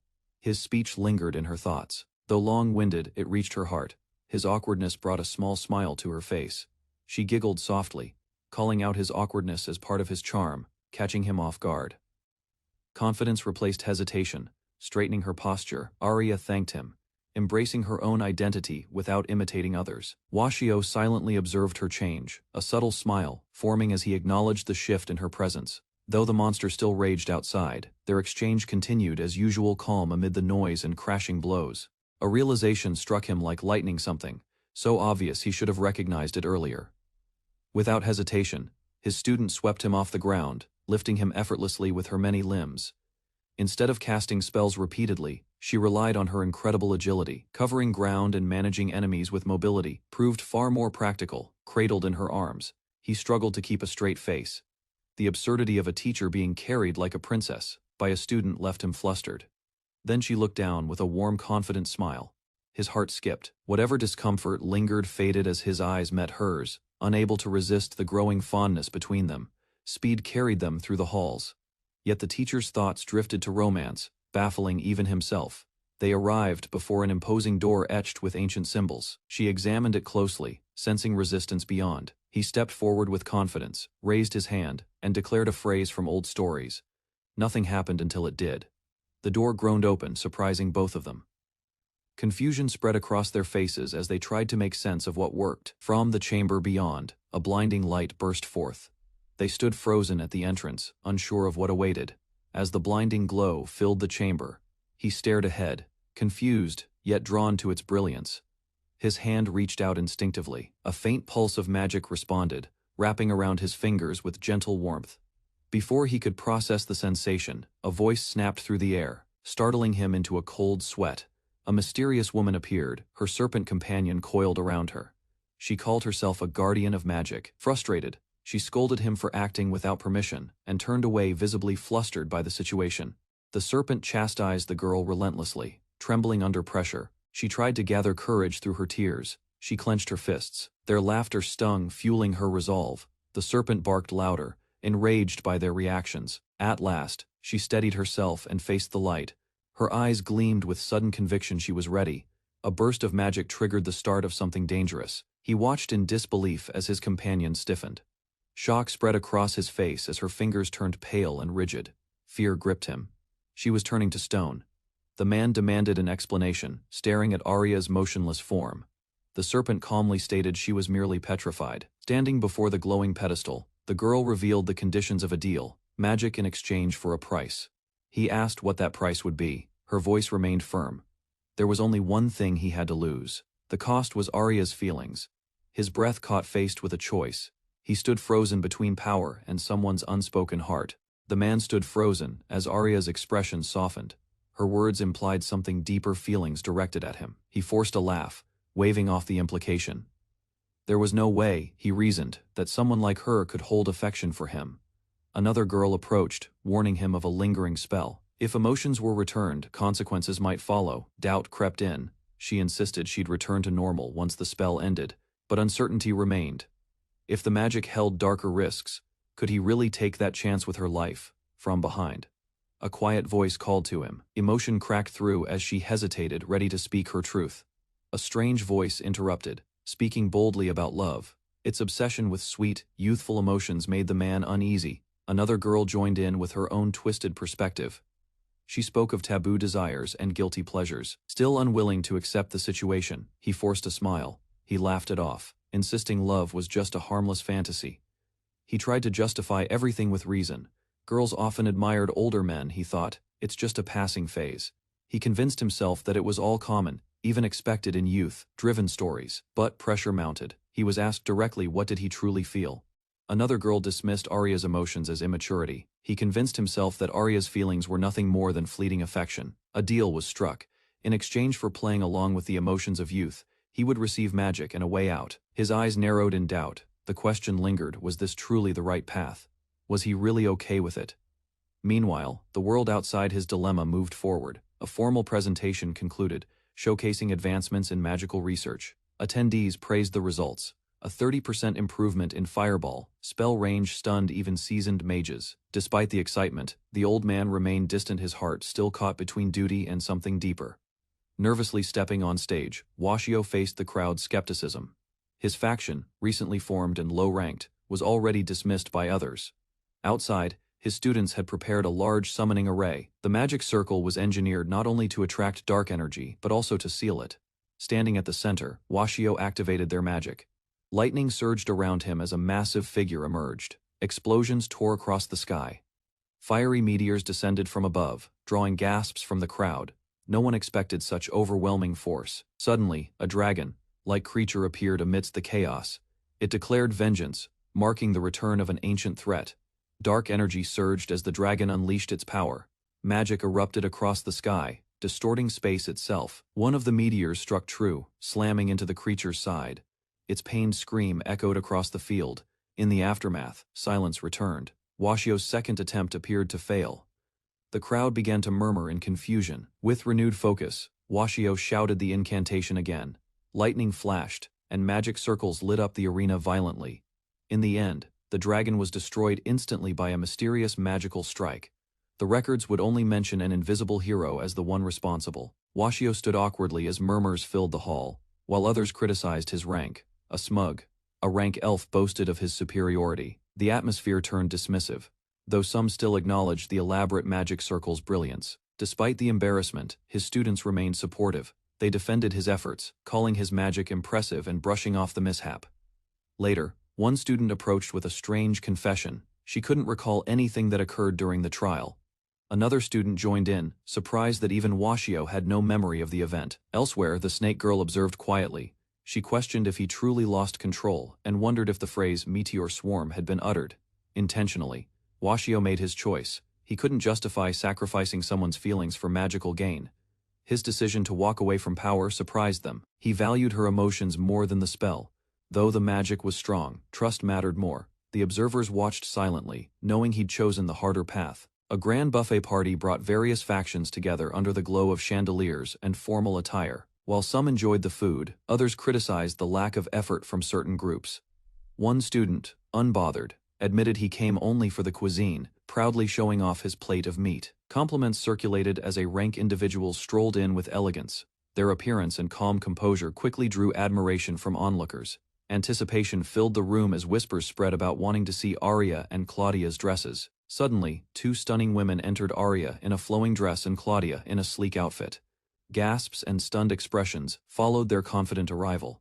Claudia and her companion stood confidently, captivating the crowd with elegance and charm. As the food was served, a young man prepared to take a bite, only to freeze when a silent, imposing elf appeared before him, watching his behavior closely. Claudia tasted the food and immediately praised its flavor with delight. However, her enthusiastic eating caused some sauce to spill. Trying to handle the situation playfully, she asked her teacher for help wiping the mess. Embarrassed by her forwardness, he hesitated, flustered by the attention and awkward moment unfolding. Before he could react further, another student passionately complimented Claudia's appearance. His elaborate praise left her stunned. As the event continued, Claudia remained close to Frederick, drawing curious glances. Alice approached with a perfectly arranged meal, presenting it formally to her teacher. Carrying his plate awkwardly, Washio Sensei felt the sharp stares of jealous onlookers. Suddenly, one of the girls gently grabbed his hand, her expression playful. She hinted that something was different about her and asked him to notice the change. Before he could answer, Alice bluntly revealed the difference. Her bust had shrunk by 10 centimeters. The room froze for a second, while Sensei struggled to respond to the absurdly honest observation. Claudia stepped forward confidently, admitting she had worn padding before, but now chose to be authentic. Alice, standing nearby, questioned whether her master preferred busty women and offered to change herself accordingly. Onlookers began to murmur, clearly uncomfortable with the awkward direction of the conversation. At a distance, one man quietly observed the tension. Surrounded by formality and noise, he sighed and admitted discomfort in such extravagant gatherings. From the balcony above, he watched the lively group interacting below. Their elegant appearances contrasted with his isolated position, unnoticed among the crowd. Just then, someone called him out. The voice pierced the atmosphere and reminded him of his out-of-place presence. A mysterious girl emerged quietly, facing judgmental remarks about her appearance. Choosing to avoid the crowd, she explained her preference for staying distant. One observer related, admitting that noisy environments caused discomfort and anxiety. While others engaged in conversation about automaton performance, the man nearby sensed tension. The girl revealed her worries to Washio, speaking of her role as a guardian and the dangers of manipulation. As she finished speaking, something went wrong. Her powers activated by accident, and she realized too late she had turned someone to stone again, sending Washio into stunned silence. Alice and the others arrived just as Washio was recovering from petrification. Confused stares landed on the revealingly dressed woman beside him. Claudia rushed in, panicked by someone chasing her. Upon noticing a snake nearby, she immediately backed off, clearly uncomfortable around reptiles. From the side, a few observers commented on how naturally Washio interacted with the monster girls. One elf watched intently, noting Washio's continued commitment to teaching the monster girl class. Suddenly, a mysterious young man offered his assistance. With a glass in hand and a smirk, he stepped forward, clearly interested in the situation unfolding. After months of renovation, the infamous ghost tower had transformed into the brand new Washio dormitory. Despite the grand unveiling, Washio remained uneasy. Memories of the tower's eerie past unsettled him, prompting concern about lingering spirits. They stepped inside to find a breathtaking interior. Clean walls and elegant fixtures replaced the previous decay. Washio marveled at the massive bath area, a feature clearly designed with comfort in mind. A student fondly recalled the days they used to bathe together, wishing to relive that warmth. As she offered to wash his back and coaxed him toward the bath, Washio's hesitation grew. Just as Claudia leaned in with her offer, the maid stepped forward firmly and intervened. To shift the mood, another girl suggested they start unpacking and check out their rooms. Meanwhile, Washio nervously tried to keep the peace between the two girls pressing against him. Inside a spacious room, the same girl proposed they share it, just the two of them. Her playful suggestion, however, met immediate rejection from Washio. Without hesitation, the maid declared her own arrangement. She announced that Washio would be staying with her in the basement. When questioned, she explained it would improve magical supply efficiency. Her grip tightened until Claudia cried out in discomfort. With room assignments underway, the teacher assumed he'd have a single room until a new girl appeared. Molly Blime, a cheerful student, was suddenly introduced to meet the required count for their faction. The surprise introduction left some in shock, but Molly explained she'd been there all along, just unnoticed. Having settled the formalities, the girls took charge. Trailing behind, one of the girls paused on the staircase, quietly observing. When questioned, she blurted out her jealousy over Alice. Her friend laughed it off, reminding her that Alice was merely an automaton, nothing more than a tool for support. While others dismissed Alice as harmless, one girl pointed out her reproductive functions, raising a very different concern. Remaining composed, another girl reminded everyone of her long-standing bond with Washio. Her thoughts shifted to greater threats. She identified their true rivals as the former students' powerful beings who had likely evolved into something more formidable. Strategic thinking took the forefront. One girl challenged her rival to develop methods beyond flirting if they hoped to compete, hinting at inevitable encounters at the academy. Not backing down, the girl asserted that charm was still a valid tactic. Her tone, though light, carried pride and defiance as she walked away without turning back. With a confident smirk, Arya made her declaration. Regardless of the competition, she was determined to win Washio's heart no matter what. Claudia, stunned by Arya's boldness, hesitated at the doorway. Her voice wavered as she called out. But Arya had already moved on. Inside the room, Claudia commented on the extravagant bed. Arya dismissed the concern, claiming such luxury was the norm in her household. Elsewhere, Molly glanced around thoughtfully. Sharing a room with a monster girl sparked uncertainty. Far from the dormitory, a massive tail dragged through a busy street, startling the townspeople. Someone shouted in protest, overwhelmed by the unexpected chaos caused by the unseen beast's arrival. At a local tavern, two men cornered a waitress with unwelcome advances, ignoring her clear discomfort. A nearby guest stepped in to warn them, but the mood had already soured. A student calmly approached and responded with unexpected force. She unleashed a burst of fire, singeing the air and shocking everyone present. Bystanders backed away in fear. Whispers spread quickly as someone shouted that she must be a monster after witnessing her fiery display. Draco, unfazed, corrected them confidently. As a proud monster girl from Inium Academy's Washio class, she made her identity clear. A loud scream shattered the morning silence as a monster girl enthusiastically jumped on the bed. Still half asleep, Washio opened his eyes to find her cheerfully greeting him while announcing that breakfast and his outfit were ready. Moments later, Washio left his room and exchanged sleepy greetings with another teacher. Inside the staff room, Washio sat at the table, while colleagues exchanged knowing glances. One remarked in disbelief that Washio had arrived on time. The elf gave a stern warning, advising caution in dealings with monster girls to avoid inappropriate misunderstandings. Despite the lecture, Washio responded with a shrug, admitting his rank had improved, but ignoring the deeper criticism. Washio responded politely to his colleague's warning, offering a smile and thanking him for the concern. Confusion filled his thoughts as he sat in stunned silence. The idea that Rimnoa would voluntarily give advice was so surreal, he imagined dragons falling from the sky. Before he could recover, Julius approached with a friendly smile, asking for a moment of his time. Washio appeared puzzled. He hadn't heard any such message and suspected Rimnoa had forgotten to pass it along. Then, the new student stepped in. She was tall, confident, and clearly not human. Her appearance stirred memories. Washio didn't expect to resurface. Draco stared daggers at Washio, her eyes filled with visible frustration. He froze, unsure how to respond under her intense glare. Julius encouraged him to greet her. Washio hesitated, recognizing her face and name. The girl before him was none other than Draco, the very monster girl who once helped him. A memory surfaced. Draco, once a sleepy lizard-like creature, had now taken human form. Julius explained that he had already cleared things with the principal. As Julius departed with a grin, he left Washio in awkward silence beside Draco. Now faced with the task of teaching a former savior, Washio couldn't hide his nervous smile. Washio smiled warmly at Draco, expressing genuine happiness at seeing her again. Her silent stare caught him off guard. Confused by the lack of response, he nervously scratched his cheek, unsure what he said wrong. With a sharp click of her tongue, Draco turned away.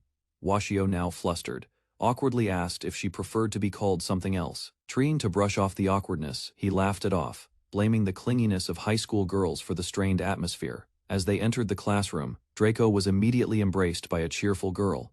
The sudden hug startled her, but it signaled that familiar faces from the past were truly nearby. Draco reacted sharply, baring her fangs and scolding Taco for clinging too much. Her patience had run thin. Taco remained unfazed, commenting on Draco's growth while teasing her about her height and figure. Draco struggled to respond. Although annoyed, Draco gradually softened. Their reunion felt oddly comforting. Side by side, they agreed to face school life together. Elsewhere, Julius quietly watched with a satisfied smile. Everything seemed to be falling into place just as he had expected. The teacher introduced the concept of the monster food chain, emphasizing dragons as the apex predators. The classroom. Students admired dragons, calling them romantic and fascinating. The idea of even dangerous creatures like chimeras falling prey to dragons thrilled them. One student whispered to his classmate, wondering if Draco, the silent girl with dragon-like features, ate chimeras too. Her fierce appearance made that thought genuinely unnerving, though she remained unbothered, resting her head on the desk. Suddenly she stirred. Without warning, she let out a massive yawn, exhaling a stream of fire into the air. Still smoldering, Draco looked toward the teacher. She interrupted his lecture with a blunt question about monsters. Draco's casual question shocked the entire class. Confused stares and muttered disbelief spread across the room. Trying to stay composed, the teacher began explaining from the beginning. He described monsters as creatures that appeared unexpectedly a century ago. Their emergence, known as the Great Dark Night, changed the world forever. He went on to say that these beings, despite their lower intelligence, formed societies and hierarchies. As he continued, the teacher mentioned the Demon King, a figure of immense power among monsters.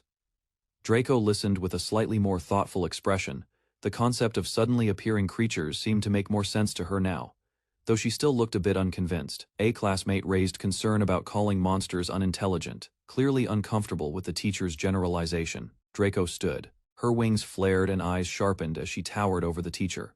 Intensity filled the air instantly. Without speaking further, her expression grew more serious. Flames formed in her mouth, signaling her rising irritation. Sweat ran down the teacher's face as he stammered, trying to respond. His confident tone disappeared completely. At last, Draco smirked, satisfied with the result. Her expression softened, now calm after asserting her stance. The teacher looked exhausted, realizing Draco had been teasing him. Her relaxed smile contrasted sharply with his frazzled expression. From the upper rows, students whispered among themselves. They felt the dragon's overwhelming presence, and were awed by the sheer size of her wings. Some students appeared frightened, sweat forming on their faces. The teacher decided to end the lesson early, sensing the tension in the room. Draco playfully stuck out her tongue, mocking the teacher gently. Her demeanor shifted from fierce to mischievous in an instant. As students gathered their belongings, the teacher reminded them of her unique nature. Draco remained seated, calm but slightly smug, leaving an impression that would linger in the classroom. A student rushed to the nurse's office, alarmed by the aftermath of alchemy class. Concern filled her face. Inside, the teacher and nurse assessed the situation. A tentacle had been severed, but it would regenerate quickly, leaving the student physically unharmed. The teacher remained calm while explaining that she should apologize to her classmates. He encouraged responsibility without escalating the situation. The student's expression grew solemn. She feared potential consequences and considered the possibility of expulsion, realizing the seriousness of the incident. The nurse and teacher escorted her out. She followed quietly, reflecting on her actions, while the teacher maintained a composed presence, guiding her through the aftermath. Draco accepted the document, her expression serious. The teacher observed quietly, signaling that the next phase of their plan would begin. After an accident during alchemy class, tension spreads through the room as consequences loom heavily. Relief begins to surface when the decision becomes clear. The fear of punishment fades, and Claudia's rigid posture loosens slightly, though uncertainty still lingers behind her eyes, as attention shifts toward her condition. Concern replaces discipline as the teacher focuses on Claudia's well-being. Her injury is acknowledged, and responsibility gives way to care. With authority settled, instructions are given and accepted without resistance. Claudia nods, understanding her obligations, while the surrounding atmosphere grows quieter. Later, a private moment follows. Observing her alone, the teacher notices subtle changes in her expression and behavior. Claudia's earlier behavior becomes a topic of concern as her classmates recount the incident. Observers recall her working steadily at first, showing only minor mistakes before her focus unexpectedly slipped. Questions linger about her true condition, despite supportive intentions. Night falls over the academy while Washio faces a tense summons. Authority figures gather, their stern expressions hinting that the incident has grown far more serious than he expected. Responsibility is reviewed as instructors discuss their roles. Washio braces himself, sensing escalation just before an agitated visitor bursts inside demanding answers. Accusations erupt immediately as Claudia's father confronts him, convinced his daughter suffered severe harm under Washio's supervision.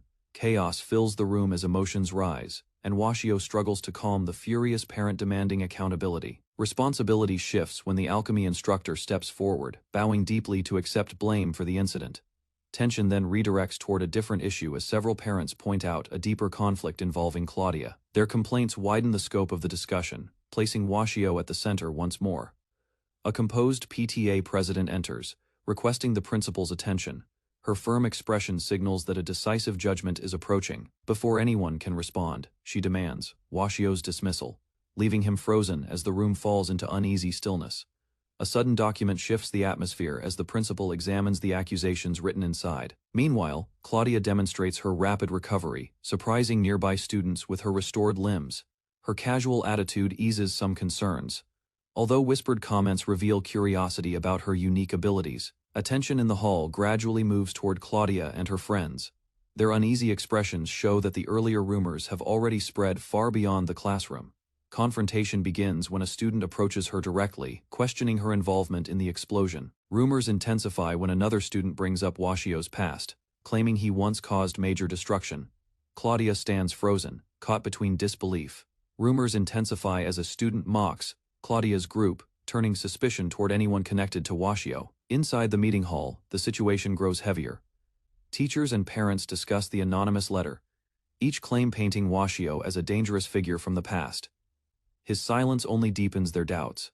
Before decisions are finalized, a sudden commotion erupts outside. Shouts echo through the corridor as the group rushes toward the source.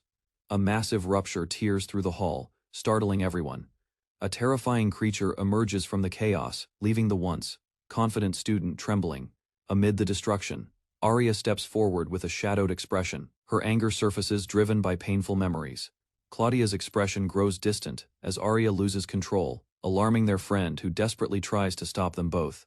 Unease spreads through the crowd while students whisper fears about the monster's reactions and their connection to Washio. The PTA president decides the situation has escalated too far, insisting that targeting only Washio will not resolve anything. Pressure intensifies once demands for punishment reach the administration, placing Claudia, Arya, and their homeroom teacher under heavy scrutiny. The academy's head placed Washio and the two monster girls under strict house arrest, forbidding them from leaving the dormitory while an investigation proceeded. Inside the quiet dorm lounge, Washio sat across from one of the girls. The room's stillness underscored the tension between them. Meanwhile, rumors spread like wildfire. Students gossiped openly about Washio's past, calling him unstable and dangerous. Confined to their rooms, the monster girls watched the world through their windows.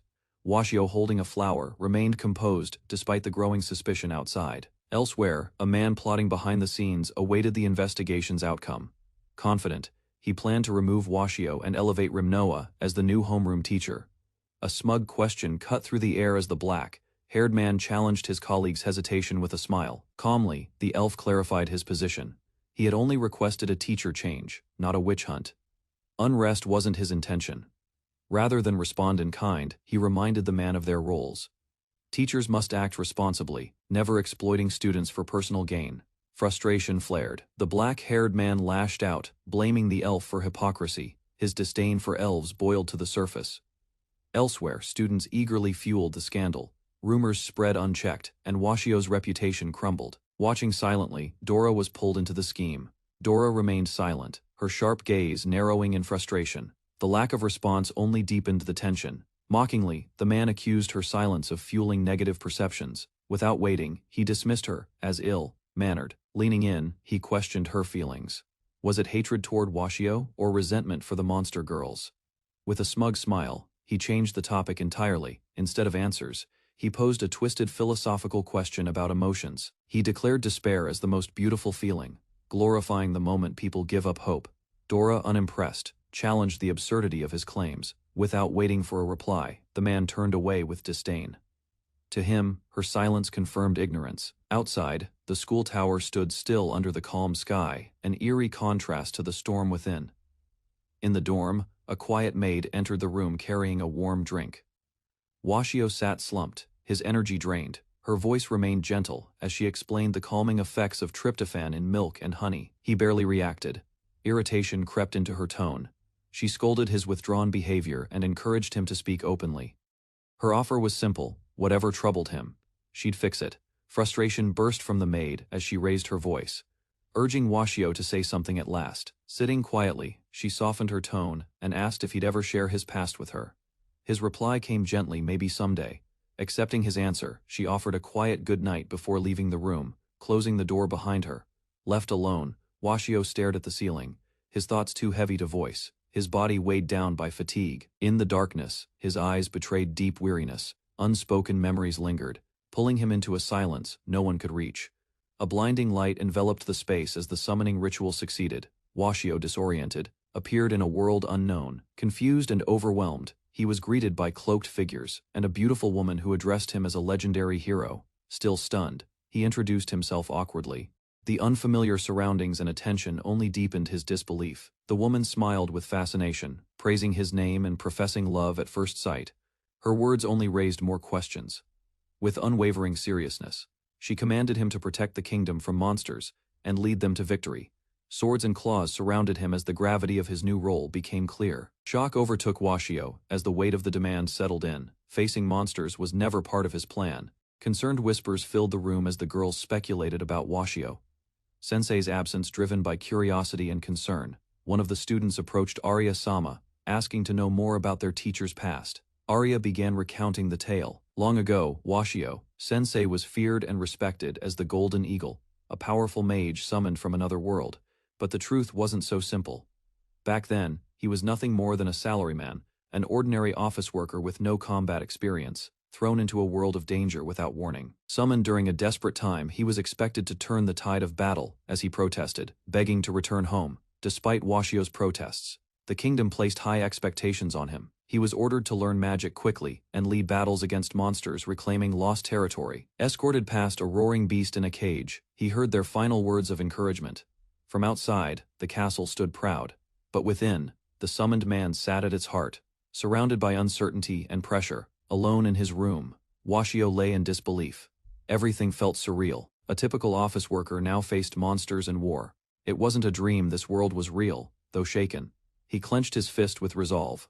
Complaining wouldn't change anything. That evening, a cheerful visitor appeared at Washio's door, offering tea with a bright smile. Introducing himself as Skara, a second-class soldier, the newcomer declared he would now assist Washio full-time. Eager to be useful, Skara listed tasks from massages to finding good food, surprising Washio with his enthusiasm. With ears perked, Skara eagerly waited for a grand command. Washio remained unsure how to respond. Choosing a simple request, Washio asked for a restaurant recommendation. Skara lit up, suggesting they leave immediately.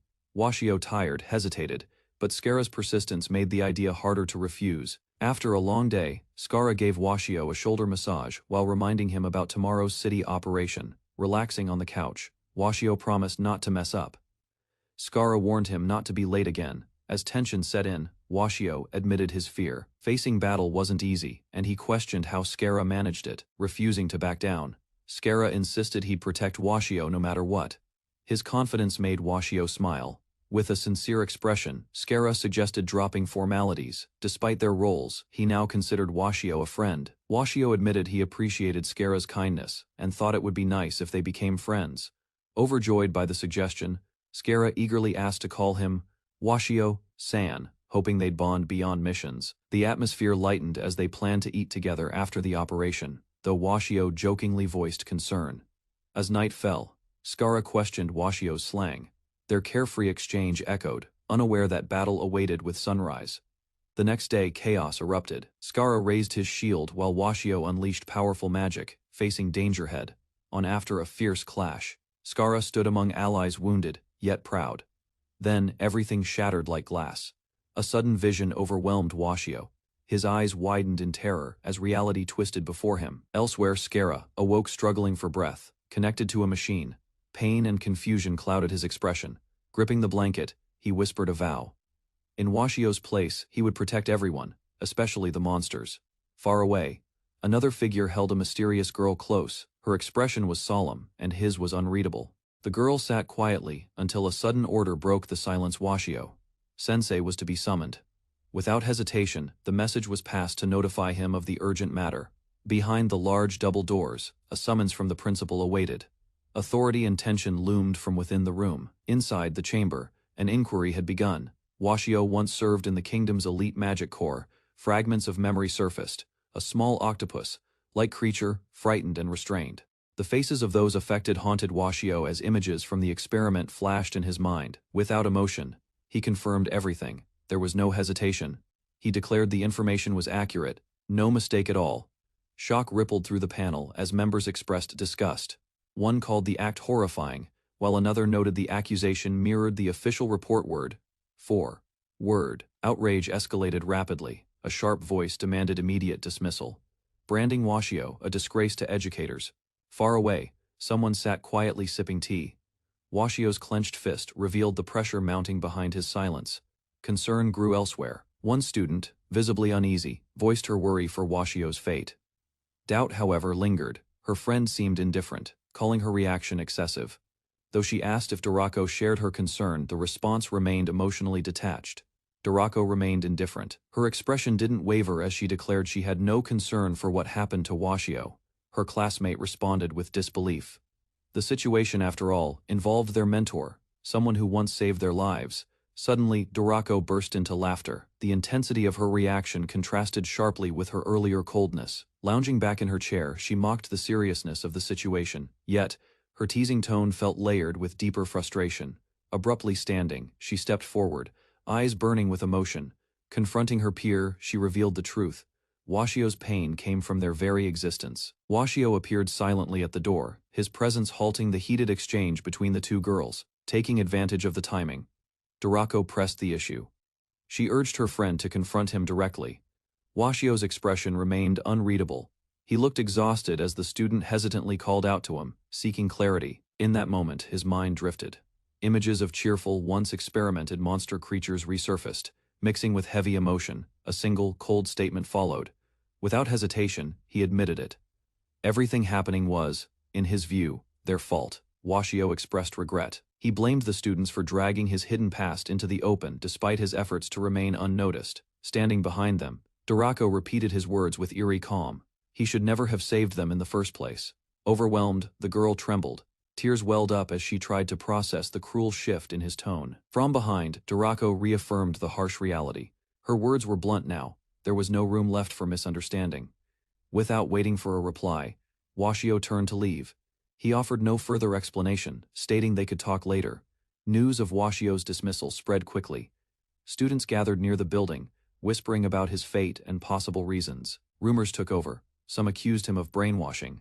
Others speculated the monster girls would now behave. Few showed sympathy. Outside the school gates, Washio carried his belongings. An elf approached, acknowledging his departure with unexpected civility. Breaking the silence, the elf questioned him directly.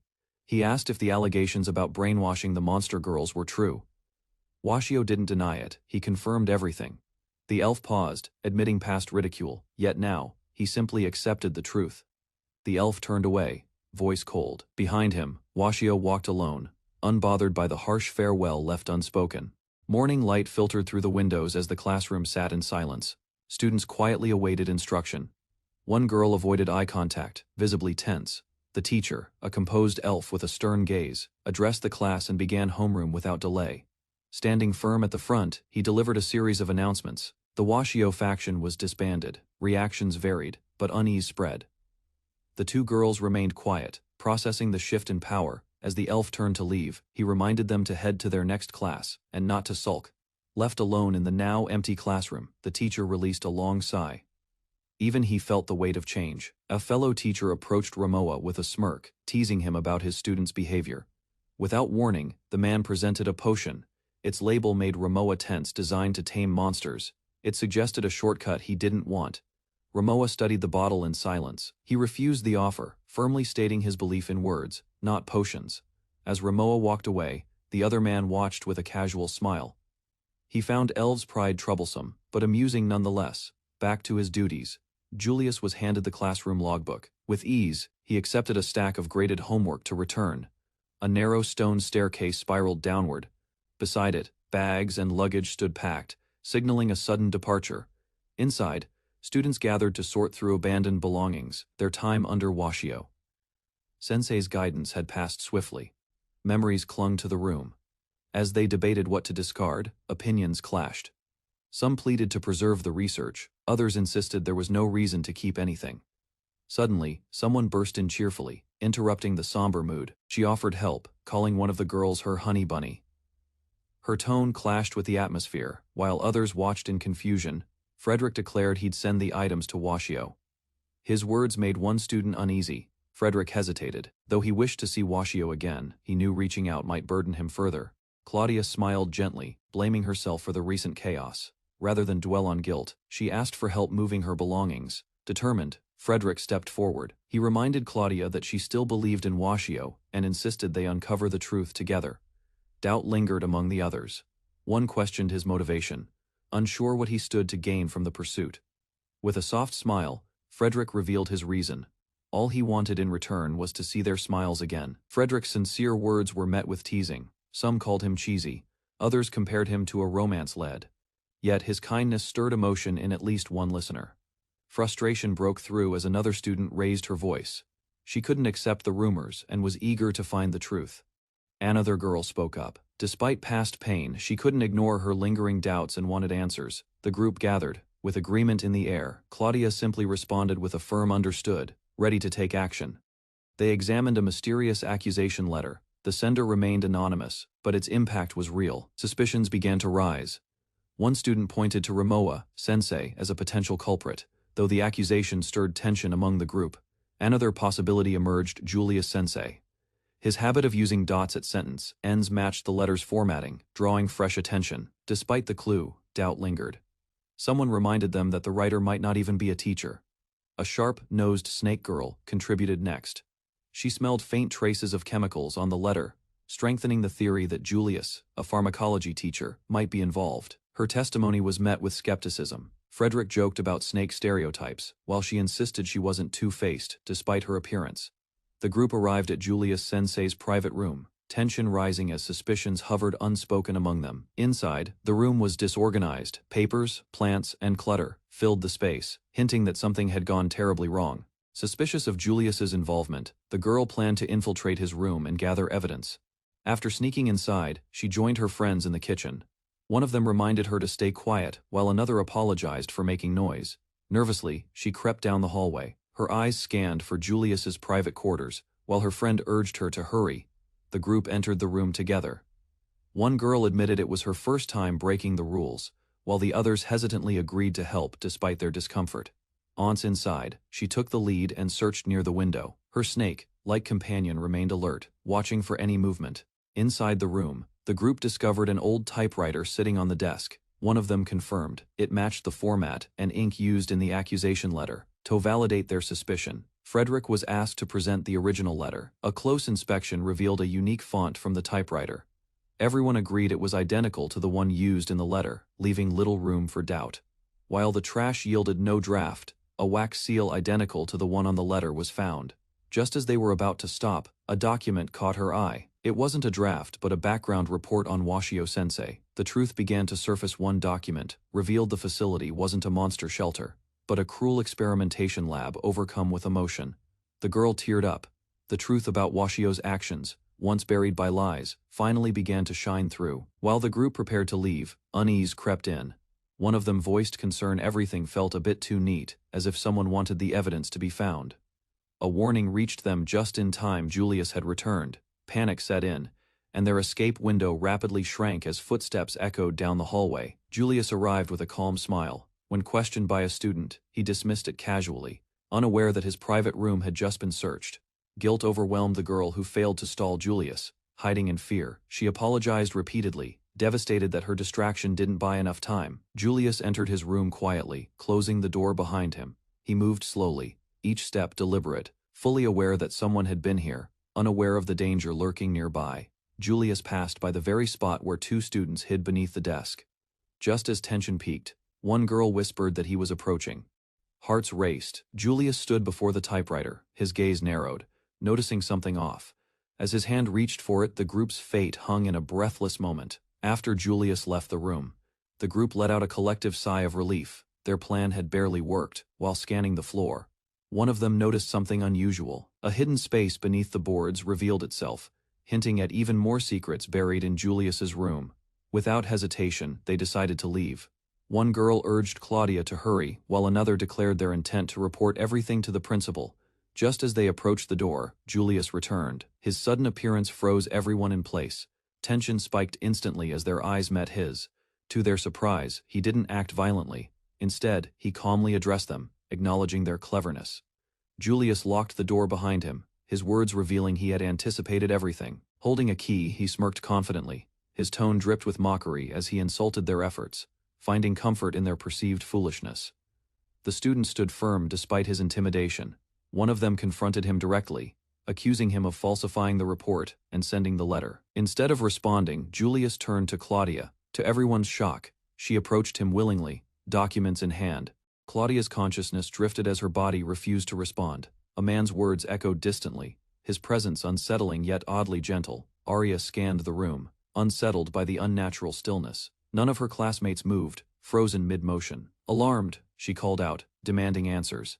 Suspicion took root as Arya studied their vacant eyes. They weren't merely still, they were mentally restrained, refusing to stay passive. Arya retrieved a hidden ring. With a swift motion, she activated its power. Energy surged around her, reacting to her will. Calmly, she knelt before the man, revealing her strategy. Magic alone failed against monsters, but she struck when they were still human. Faced with the enemy's smirk, she demanded answers. He offered none, only burned the investigation file in his hand. Frozen in disbelief, she stared at the rising flames. Important evidence vanished, consumed by fire. Her hands trembled, powerless to stop the damage already done. Observing her reaction with twisted amusement, he licked his finger, savoring the moment. Her despair hadn't reached the depths he craved. With eerie calm, he praised despair as a gift. To him it was more than emotion, it was a rare privilege. Fixated on her mind, he listed the many forms of despair like a scholar reciting theory. Her monster heritage only made her more fascinating to dissect. Leaning in, the man gripped Arya's face gently, savoring her fearful expression. His voice demanded deeper despair. Without warning, he reached for a small device hidden beneath his sleeve. A quick motion activated it, revealing its sharp mechanism. Arya stared at the strange tool now attached to her body. Panic rose as she struggled to comprehend its purpose. A calm smile crossed his lips as he adjusted the device. His words offered false reassurance while he prepared for pain. Suddenly, Claudia rushed in. Her sharp voice cut through the tension. Eyes narrowed. She stood firm between him and Arya. Arya's body stiffened as a strange sensation clouded her mind once more. Her limbs grew heavier, resisting movement. Close behind, the man whispered with eerie calm, gently instructing her not to resist. His grip tightened.